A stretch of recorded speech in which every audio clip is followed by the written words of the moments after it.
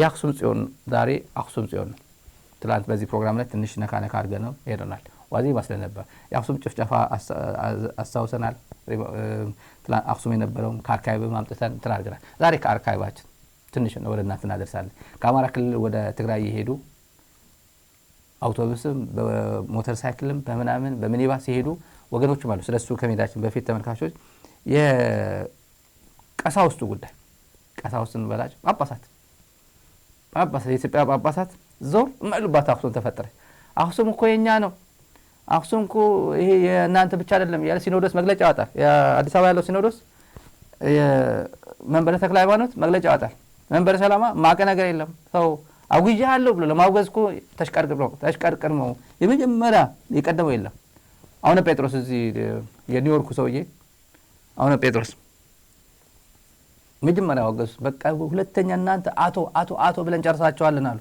አቶ ብትል ምናምን ብትል ለራስህ ስትል ምንም መልሳን ሰጥተህ ለእናንተ መልሳን ሰጥተህ ማለት ጸጣል ከዛ ጉዳያቸው እየሰሩ ይሄው 3 አመት ከምናምን ምንም የለም 3 አመት ብቻ ሳይሆን የሁለት አመት ጦርነት አውግዙት ይሄን ጦርነት አውግዙ አዲስ አበባ ትግራይ ሆኖ የሚጽፉ ደብዳቤ መግለጫ ያወጡት ነበር በትግራይ ቲቪ በድምጽ ወያኔ ያለ ዶክመንት አለ ጳጳሳት ይሰበስባሉ እና ብፁዕ አቡነ ኢሳያስ መቀለ እና የአዲግራት ምስራቅ ትግራይ መግለጫ አውጡ በትግራይ ላይ ሰው እየሞተ ነው ጄኖሳይድ እየተፈጸመ ነው ሰው አገር እያለቀ እየተወረረ ነው መግለጫ ቤተክርስቲያን ሆይ መግለጫ አውጪ መግለጫ አለ ይሄ ራሳቸው ሲያወጡት የነበረ ስቴትመንት አለ ዶክመንት ነው እኛ እንኳን ዶክመንት አለ እንኳን እነሱ ጸጥታል ከዛ በኋላስ በሙሉ በነገራችን ላይ የመንፈሳዊ ሚዲያ ዩቲዩብ ፖለቲካል ኮንቴንት ካለው ግራፊክ ነገር በጣም የሆነ እኔ አሁን ለምሳሌ በጦርነቱ ጊዜ ዛራ ሚዲያ ይሄ ሁለተኛ ቻናላችን ነው ሁለተኛ ቻናላችን ነው መጀመሪያ በጣም ሰው በሙሉ በትግራይ ላይ የነበረው ጦርነት የምታውቁት የአድራሮ ድብደባ ቪዲዮ እንዳለ በጣም ከባድ የሚባሉ ግራፊክ የሚባሉ ብዙ ስሜታዊ ስለነበር በዛ ሰዓት በጣም ስሜታዊ ህዝብ ማየት አለበት ሪስክ ወስደን ያሳየናቸው ቪዲዮዎች ነበሩ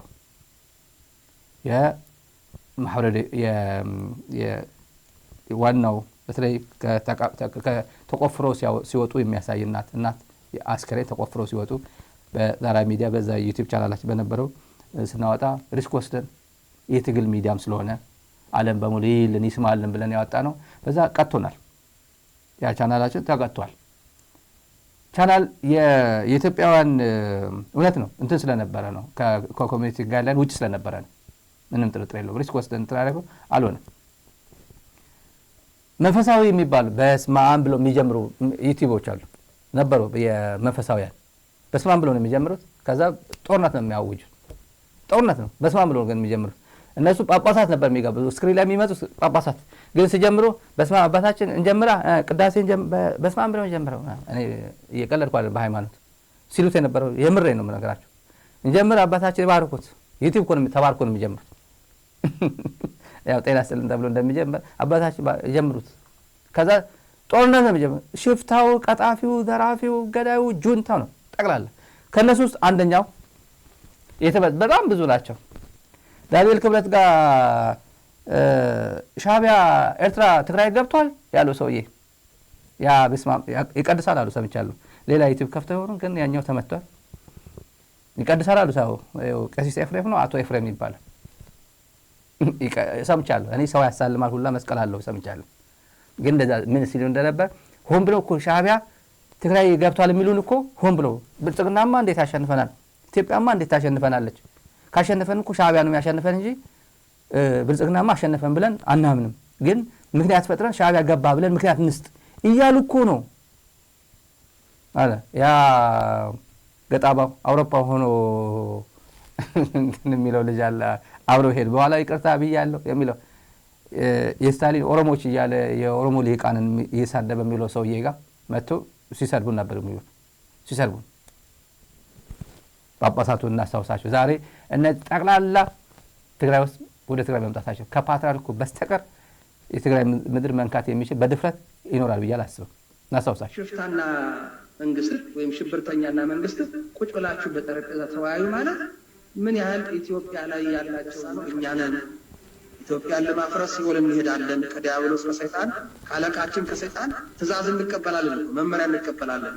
በዚህ ላይ መንግስት መመስረቱ ብቻውን በቂ አይደለም። መንግስት መሆን መቻል አለበት። ውሳኔ መወሰን አለበት። ይህንን ቀልድ ማቆም አለበት። ህወሓት እንደገና ሰው ይሆናል ብላችሁ ከህወሓት ጋር ገንዘብ ተቀብላችሁ ለህወሓት የምትሰሩ ሰዎች መርዶ እንንገራችሁ፣ ህወሓት ተመልሶ አይመጣም። መርዶ ነው ይሄ። ይሄንን እንንገራችሁ፣ አይመጣም። ሊሆን ተጠሪያቸው አንዱ ቃል አቀባያቸው ኢትዮጵያን ለማጥፋት እስከ ሲኦል ድረስ እንወርዳለን የሚል ቃል ተናግሮ ነበር። ዋልድባ የማነው ገዳማት ዋልድባን አስረከበ እዚህ ቁጭ ብለህ ዝም ብለህ ጠላ እየጠጣ ወሬ ማውራት ምን ይጠቅምሃል? አይጠቅም። ወኔ ይኑረን፣ ሐሞት ይኑረን፣ ጀግንነት ይኑረን ሀገራችን ለማስከበር። እነዚህ እኮ ፕሮፓጋንዳ ነው ሀገሪቷን እየነዷት ያለ። ብትፈልግ ራስን ክላሻ ሀገርን ጠብቅ፣ አስጠብቅ፣ ወኔ ይኑርን። ከውስጣችሁ ጋር አሉ መሰለኝ ጁንታዎች አሉ መሰለኝ። ኢትዮጵያን ያሰኛት እኮ አማራ። ለምንድን ነው የምትፈሩ? እንግሊዘኛ ቋንቋ ጁንታ ተብሎ የተተረጎመለት ክሩ ኢትዮጵያን ከሚገዛ ሰይጣን ቢገዛ እንችላለን። በሙሉ አብደዋል። ሰው ደግሞ ካበደ ጅብ ከሚበላ ጅብ በልቶ ተቀደሰ። ቤተ ክርስቲያን ስትጠራ አማራዊ የኢትዮጵያ ኦርቶዶክስ ተዋሕዶ ቤተክርስቲያን ፓትርያርክ ብፁዕ ወቅዱስ አቡነ ማትያስ ተጠሪነታቸው ለቅዱስ ሲኖዶሱ ሲሆን ፓትርያርኩ ሰሞኑን የሰጡት መግለጫ የግላቸው እንጂ የቅዱስ ሲኖዶስ ወይም ቋሚ ሲኖዶስ ውሳኔ አለመሆኑን የኢትዮጵያ ኦርቶዶክስ ተዋሕዶ ቤተክርስቲያን አስታወቀች። የቅዱስ ፓትርያርኩ መግለጫ የሲኖዶስን አሰራር ያልተከተለና ከሲኖዶሱ እውቅና ውጭ የተከናወነ መሆኑን የቅዱስ ሲኖዶስ ዋና ጸሐፊና የሲዳማና ጌዲዮ ሀገረ ስብከት ሊቀ ጳጳስ ብፁዕ አቡነ ዮሴፍ ገልጸዋል። ብዙ መግለጫዎች የተሰጡትና የሚሰጡት የምልዓተ ጉባኤውንና የቋሚ ሲኖዶስን አዎንታ ሲያገኙ ነው። ስለዚህ የቅዱስ ፓትርያርኩ መግለጫ አሰጣጥን አስመልክቶ ቅዱስ ሲኖዶስና ቋሚ ሲኖዶስ ሳይወስን ቅዱስ ፓትርያርኩ በግላቸው ቤተ ክርስቲያንና ቅዱስ ሲኖዶስን ወክለው መግለጫ መስጠት አይችሉም። ፓትርያርኩ ናቸው። ይሄ ማንም የላስ ቬጋስ ድሩዬ መጨረሻ ጳጳስ ነኝ ብሎ መጥቶ ፓትርያርኩን መናገር አትችልም። ምን ብሎ ነው የተናገሩት? ሰውዬ አለቀ ነው። አክሱም ጭፍጨፋ ተፈጽሟል። ይሄ ነው ያሉት። እነ ዳንኤል አልተመቻቸውም። ሀገሪቱ አልተመቻትም። የሀገሪቱ ወቅቱ ሁኔታ አመቺ አልነበረም። ትግራይ ሞቷል ማለት ነውር ነው። ትግራይ ተጨፈጨፈ ማለት ነውር ነው። አገሬ ጳጳስ ነኝ ምናምን ያው በሙሉ ባለጊዜዎች ነበሩ። እነዚህ እኮ መንፈሳውያን ናቸው። ብዙ ምእመናን አለ። አባታችን ያሳልሙኝ ብሎ የሚሳለም ብዙ ሰው አላቸው። ይሄኔ አክሱም ቢሄዱ ኖሮ ይሄኔ ከሁለት ቀን በፊት ነው የሚመጡት። የጳጳሳት መኖሪያ አለ፣ ቪአይፒ መኖሪያ አላቸው ጳጳሳት። በነገራችን ላይ አክሱም ሲገቡ ከአዲስ አበባ የሚመጡት የፓትርያርኩ አለ፣ መንበረ ጵጵስና አላቸው እዛ ጳጳሳት አብሯቸው የሚሄዱ ሆቴል አይደለም የሚያርፉት። በነገራችን ላይ ሆቴል አይደለም፣ የራሳቸው ማረፊያ አላቸው። አሁን ሌላ ነው የሚያርፉበት። የትግራይ ጳጳሳት እዛው ያሉት ከየትም መጡ። ከአክሱምም የመቀለም የማይጨው በሙሉ ሄደው ያርፉበታል። ከዚህ በፊት ከአዲስ አበባ ሄደው ቡክ ተደርጎ እዛው ነበር በቪአይፒ። የአክሱም ህዝብም የአክሱም እናቶችም የእነሱን ጳጳሳቱን እንዲሁ እንኳን ተጋፍተው እንኳን መሳለም ባይችሉ ልብሳቸው ነካ አድርገው ነው የሚሄዱት። ነካ አድርገው መቀደስ ነው። እምነት ነው፣ ብሊፍ ነው። በቃ አንድ ጳጳስ ይሄ የሚነካው ልብስ የምነካው የቤተክርስቲያን የተከበረ ልብስ ኦሮሞ ነው፣ አማራ ነው፣ ትግራዋይ ነው፣ ጉራጌ ነው የሚባል ጳጳሱ አይታወቅም። ጳጳስ ነው በቃ። በክሪቲካል ታይም ግን የኔ ህዝብ እኮ እኔ ብሔሬን ምናምንን ሳይለይ ሲያከብረኝ የነበረ አክሱም ሲሄድ ሲያከብረኝ የነበረ ህዝብ እኮ የተጨፈጨፈ ነው፣ ትግራዋይ እኮ እየተገደለ ነው፣ ድምጽ ልሁን ብሎ የወጣ ጳጳስ የለም። ለዚህ ነው ትንሽ የመንበረ ሰላማ ጉዳይ ቻው ብሏቸው የሄደው። ለዛ ነው አሁን አክሱም እኮ የኢትዮጵያ ነው ምናምን ነው ወደሚሉት ጉዳይ ከመሄዴ በፊት ከአማራ ክልል ተስፋ ያለው ጉዳይ ነው። አሁን ማሳያችሁ ተስፋ አስቆራጭ ነው። ተስፋ ያለው ጉዳይ ግን አምና በተለይ አምና በጎንደር አቆራርጦ ስንት አውቶቡስ ወደ አክሱም መጣ። መጨረሻ ብልጽግና ሲጨንቀው ምን አደረገ? አንዳንዶች የመጀመሪያ ዙር የመጡት 5 ምናምን አውቶቡስ አለፉ። መጨረሻ ላይ በጣም ብዙ አውቶቡስ የመጡ መሆኑ ሌሎቹን አንዳንዶቹ ማይጸብሪ፣ አንዳንዶቹን አደርቃይ፣ ሌሎቹም ገና ከጎንደር ወጣ እንዳሉ ወደ ደባርቅ አካባቢ ያዟቸው፣ አታልፉም አሏቸው። ወዴት ብለው ከዛ እናንተ አትከለክሉ ነው። ከአውቶቡስ እየወጡ እየዘለሉ በእግር ቀጠሉ። አውቶቡሱ ማለፍ አልተቻለም። ከዛ እነሱ በግሩፕ እያሉ በእግር አልፎ ሄዱ። የትላንት ታሪክ ነው። ያምና ነው አታልፉም ብሎ ብልጽግና ከልክሎ ነበር። ዘንድሮ ከደሴ በሞተር ሳይክል፣ በአውቶቡስ፣ በሚኒባስ በርካታ ሰው ነው የመጣው ወደ አክሱም። በሞተር ሳይክል ከገቡት ወጣቶች የተወሰኑት ወደ እናንተ ላድርስ በጣም እና ያስተላለፉት መልእክት አለ። በሞተር ከአማራ ክልል ከደሴ ከተማ ወደ አክሱም የመጡ እንግዶች አሉ። እነሱ መሀልም ተገኝቻለሁ። እንኳን በሰላም ገባችሁ። እንኳን በሰላም ቆያችሁ። እንግዲህ መንገድ እንዴት ነበር?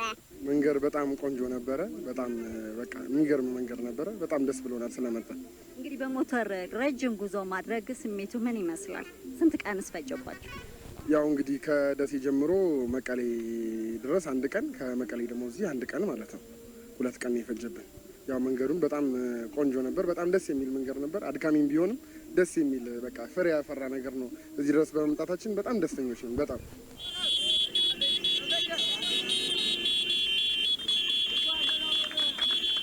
ጉዞ በጣም ቆንጆ ነበር። የመቀሌ ሞተረኞች ጋር ሆነን በሰላም በፍቅር በአንድነት በመተባበር በአብሮነት እዚህ ደርሰናል። እግዚአብሔር ይመስገን።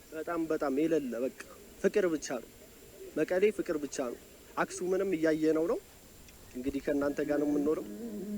በቃ በሰላም አንግሰን ወደ ደሴ ጉዞ እንጀምራለን።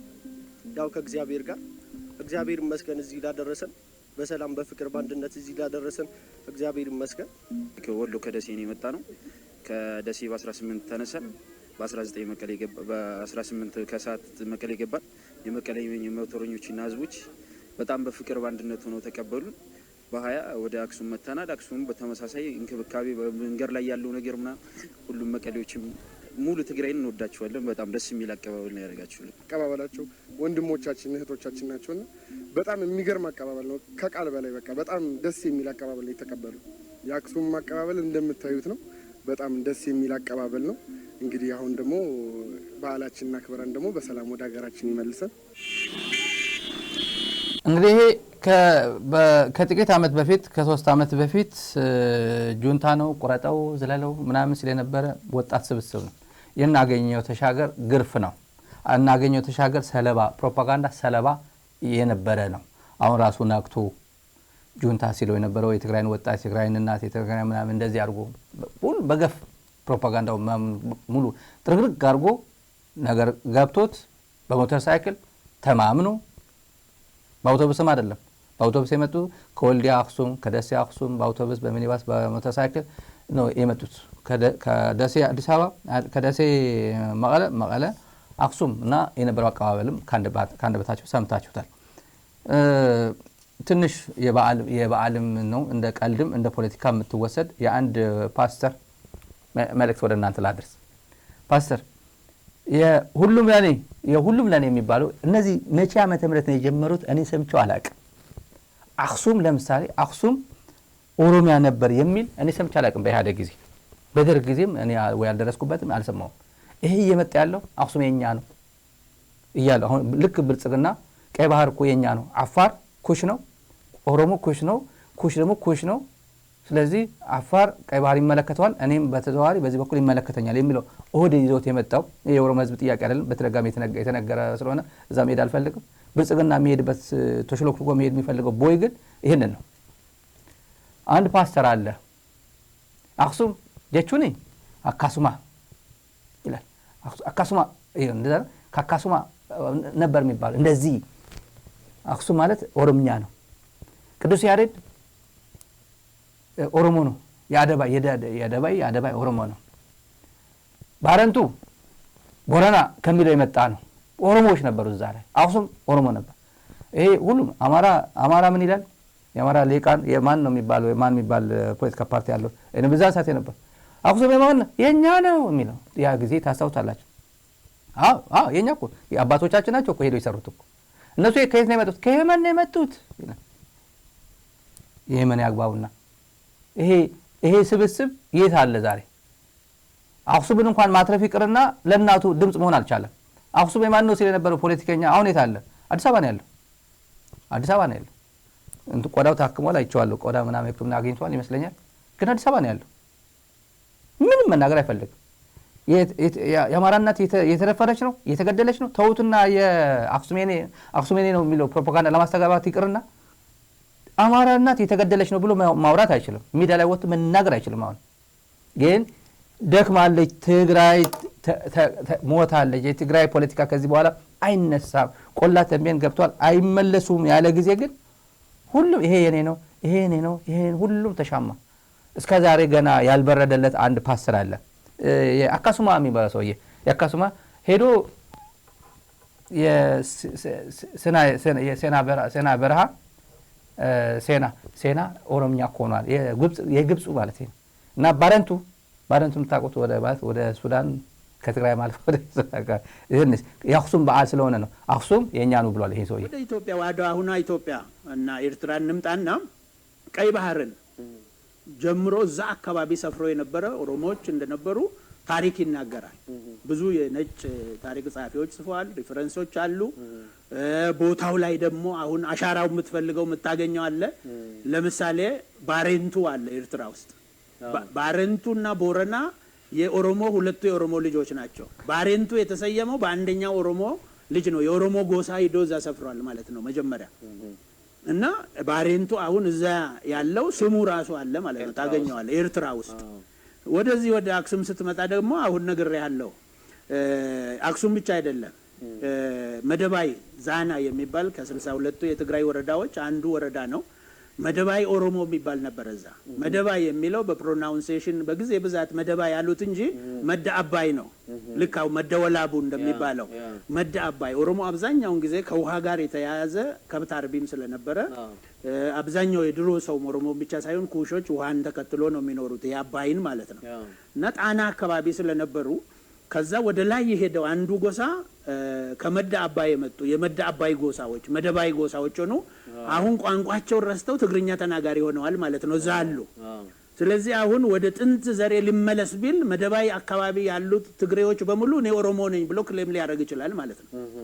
አክሱም አካባቢ ያሉት ኦሮሞ ነን ብሎ ሌላው ቅዱስ ያሬድ አሁን በኦርቶዶክስ ውስጥ የሚታወቅ እና ታዲያ እውነት ይሄ ትልቅ ነገር እኮ አስታራቂ ነገር ነው።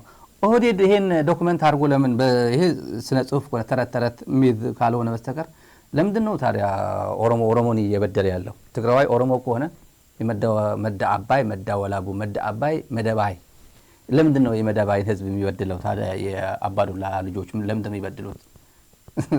እስከዚህ ድረስ ከሄዱ ማለት ነው። ማለት አንዳንዴ ይሄ እኮ በጣም ዘናጭ እኮ ነው። እንደ ቀልድ ኮሜዲ እንዳይመስል ብዙ ሰው ኮሜዲ መስሏል። ኮሜዲ አይደለም፣ ሲሪየስ ነው። ሲሪየስ ናሬቲቭ እየሰሩ ነው። ባረንቱ የቦረና ወንድም ነው። አንድ ጎሳ ናቸው። አንደኛው ጎሳ ወደ ባረንቱ ሄደ። ምክንያቱም ከብት ጠባቂዎች ለም ሳር ውሃ እየፈለጉ የተወሰነው ጣና አካባቢ ነበር። እነዚህ ደግሞ ጣና ደግሞ ሄዶ እየተከተሉ መደባይ ሄዱ። ዛና ወደ ትግራይ ቆም ወደ መሀል አክሱም አካባቢ ሄዱ እና ጠቅላላ ትግራይ ኦሮሞ አረጉት። እንኳን አደረሳችሁ። ለማንኛውም ዛሬ የአክሱም ጽዮን በዓል ነው። እንኳን አደረሳችሁ። እኚህ ፓስተር እንኳን አደረሰውት። እውነት ገለተማ ብለን እንሄዳለን። ግን በቃ ወንድም ለወንድሙ ታዲያ ለምንድን ነው የምትበድሉት? ለምንድን ነው ይሄን ሁላ በደል ይሄ ሁላ ሳቦቴጅ ትግራይን የመግደል ፕሮፖዛል ይዞ የመጣው ኦህዴድ ታዲያ ለምንድን ነው? እንዲሁ ይሄ መልእክት እስቲ ያስተላልፉልን ኦፒዲዮን ቢመክራቸው። ለማንኛውም እንኳን አደረሰውት እንላለን። ፕሮግራማችን በዚህ እንቋጫለን። ለነበረው ቆይታ እናመሰግናለን።